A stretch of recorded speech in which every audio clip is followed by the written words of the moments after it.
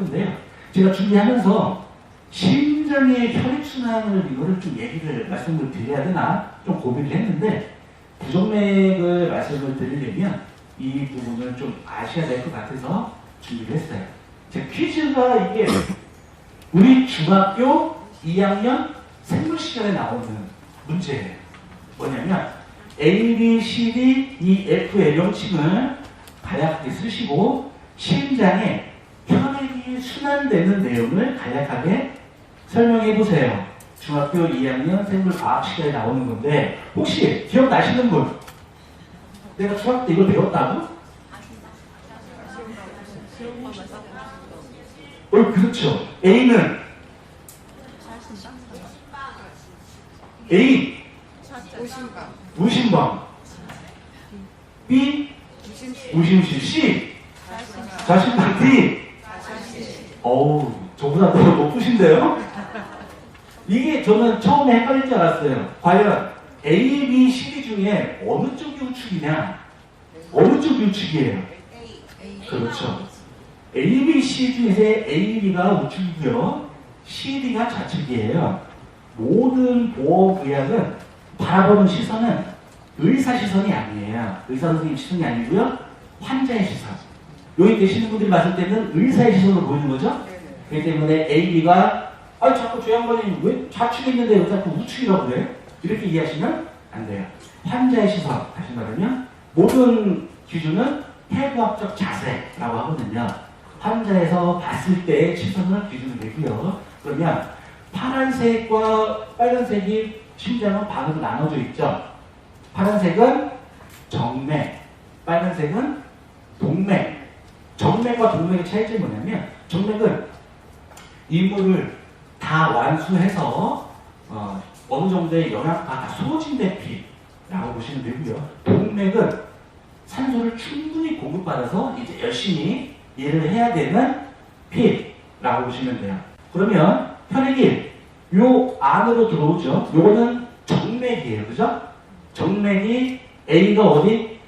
우심방 통해서 B는 우심실 통해서 F를 통해서 흘러나가는데 A와 B는 일정한 박자에 맞춰서 운동을 하게끔 되어 있죠. 그 박자에 맞춰 심박수를 보내면 F인 폐 정맥을 통해서 폐로 들어가요. 폐로 들어가면 산소를 충분히 공급을 받아서 C, D, E를 통해서 전신으로 빠져나가죠. 다시 말하면 심방에서 피가 들어온 심방에서는 일정한 박자에 맞춰서 피를 뿜어내죠. 그러면 심실로 넘어가서 심실로 나타나지 박자로 뿜어내는데 이를 통해서 전신으로 혈액이 빠져나가는데 동맥 같은 경우에는 첫 번째로 가는 곳은 어딜까요? 심장에서 나온 피가 첫 번째로 가는 곳 어디로 가냐면 뇌로 가요. 뇌로 해서 여기 경동맥을 통해서 뇌로 전달되면 뇌에서 한 20% 정도 혈액을 소비하고요. 그 소비된 혈액이 전신으로 골고루 분비된다고 보시면 돼요. 그러면 심장이 어떤 박자에 맞춰서 움직여야 되죠. 그거를 우리는 심전도라고 하는데 그런 전류에 대해서 한번 알아봐야 될 것 같아요. 이거는 심장이 어떻게 뛰게 있는지 부정맥과 상당히 관련이 많기 때문에 준비를 했고요. 심장은 일정한 박자에 맞춰서 뛰는데 그 일정한 박자를 만들어내는 곳이 여기에요. 요 교시에 다 배우셨죠? 네. 여기 어디죠? 이 부위에서 전기 자극 신호가 만들어져요. 전기 자극 신호를 만드는 세포의 집단으로 보시면 되고요. 여기는 바로 동방신기관이고요. 동방결절이라는 곳이에요. 이런 동방결절에서 전기 자극 신호를 보내면 심근은 그 전기 신호에 맞춰서 쿵짝 뛰게 되는 거예요. 그러면 전기 자극 신호, 동방결절 신호를 보내죠? 그럼 첫 번째로 돌아가는 데가 심방으로 보시면 돼요. 심방인 A와 C로 보내면 심방은 근육을 수축을 하죠. 그리고 나서 그 피를 B와 D인 심실로 보내게 되는데 전기 자극 신호가 A와 C를 간 상태에서 두 번째로 도달하는 곳이 여기예요. 여기를 우리는 방실 결절이라고 하는데, 이 방실이 결절을 통해서 방실로 신호가 전달되고요. 그 다음에 도달하는 곳이 자각과 우각이에요.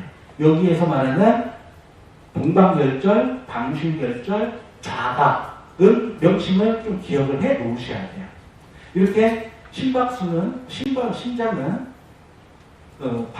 동방결절에서 만들어지는 전기 자극 신호에 맞춰서 안정적으로 수축과 이완을 통해서 혈액을 온몸으로 퍼지게 되는 거죠. 그럼 여기서 안정적인 심박수를 어떠한 형태로든 유지하지 못하면 심장에 무리가 가는 거죠. 그러면 혈액순환이 안 되기 때문에 어떠한 형태로든 심장에 무리가 되는지 그에 대한 내용을 한번 알아볼게요. 심장에 무리가 되는 것은 6대 심장질환이라는 형태로 나타나게 돼요. 이게 대표적으로 심장의 혈액순환에 문제가 생겼을 때를 구체적으로 따져봤더니 6대 심장질환인데, 6대 심장질환은 크게 두 가지예요.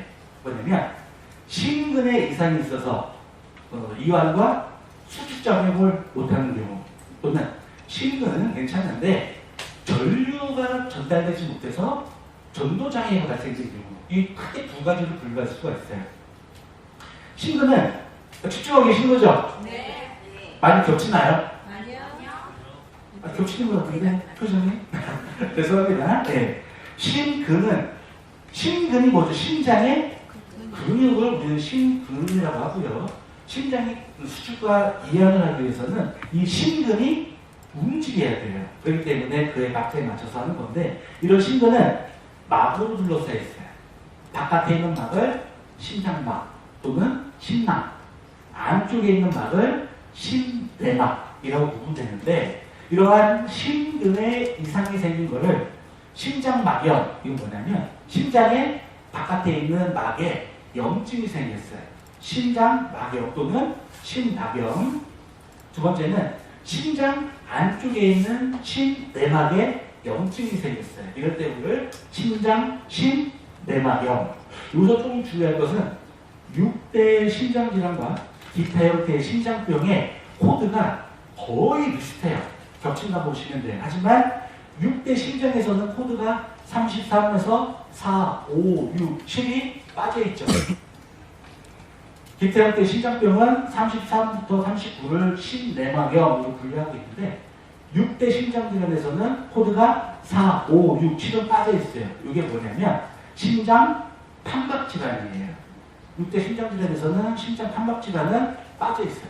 이걸로 반드시 알아야 되는 건 아니지만 알면 좀 더 좋지 않을까. 그 다음에 심막에 문제가 있는 것이 아니라 심장 근육에 염증이 생겼을 때 이거를 심근염 이렇게 얘기하고요. 이거를 싸잡아서 심장 염증 질환이라는 거예요. 심근은 막으로 둘러싸여 있고요. 이러한 심근의 막이라든가 심근 자체에 염증이 생겼을 때, 이 염증이라는 것은 세균 감염이겠죠? 그런 경우에 정상적인 심박수를 유지를 못한다. 그 다음 코드는 심근병증이라는 거예요. 심근병증은 심근하고 거의 비슷해요. 심근병증은 심근에 이상소견이 있다는 건데, 지금처럼 염증성 질환, 고혈압성 질환, 허혈성 질환으로 인한 심근병증은 사실 이상 코드를 붙이진 않고요. 그 이외의 원인으로 심근에 문제가 생긴 것을 심근병증이라고 얘기하는데, 이거가 대표적인 게 심실비대라는 게 있어요. 이게 뭐냐면 심근은 얄쌍하게 이쁘게 딱 체형에 맞아야 되는데 요놈이 뚱뚱해져. 그거를 비대 또는 비후라고 많이 표현하는데, 심실이 비대해지면 심방과 심실의 자리가 좁아지죠. 그리고 말랐을 때보다 뚱뚱해지면 움직임이 덜해지는 거죠. 그렇기 때문에 혈액 공급이 원활하지가 않아요. 이러한 심근병증. 그 다음에 방실차단, 저각차단, 심정지, 발장성 빈맥, 심방 체동맥 조동, 기타 부전맥. 요걸 싸잡아서 뭐라고 한다? 요걸 뭐라고 하면 부정맥 질환이라고 해요. 6대 심장질환에서도 진단비에서도 부정맥 질환 인정해주고요. 수술비와 검사비에서도 이 부정맥 질환을 인정을 해줘요. 단 차이점이 하나 있는데 6대 심장질환에서는 코드 하나를 뺐어. 45 코드를. 이게 그냥 똑같이 K식에 따른 코드를 다 분류를 해줘서 해주면은 제가 설명하기 어렵지 않겠죠. 왜 자꾸 이게 한두 개씩 빼가지고 사람이 이게 힘들게 하는지 모르겠어요. 이러한 부정맥 질환. 그 다음에 심부전. 심부전 많이 들어보셨어요? 네. 장기부전, 심부전, 신부전. 이런 것도 뭐냐면 심장의 기능이 상실됐다, 떨어졌다. 심부전은 거의 사망이다 라고 보시면 될 거예요. 같아요.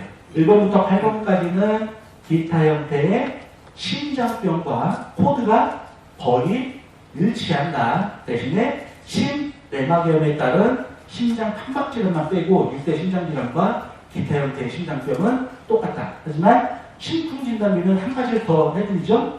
류마티스 심장질환에 관련된 질환을 추가로 해주는 거죠. 어떻게 좀 할만하신가요? 네. 어렵지 않나요? 어렵죠. 저도 하면서 이거 왜 이렇게 어려워 이거. 너무 어려운 거 아니야? 라고 했지만 코드가 몇 번을 언제 따라보고 이런 것까지는 굳이 알 필요는 없고요. 심장질환, 6대 심장질환이 뭔지, 어디에 생겼을 때 명칭이 묻고 어떤 때 지급되는지까지는 알면 되지, 코드가 뭐고 병명이 뭐고 이것까지는 굳이 알 필요 없지 않나 싶어. 궁금하시면 안전사를 찾으시면 되죠.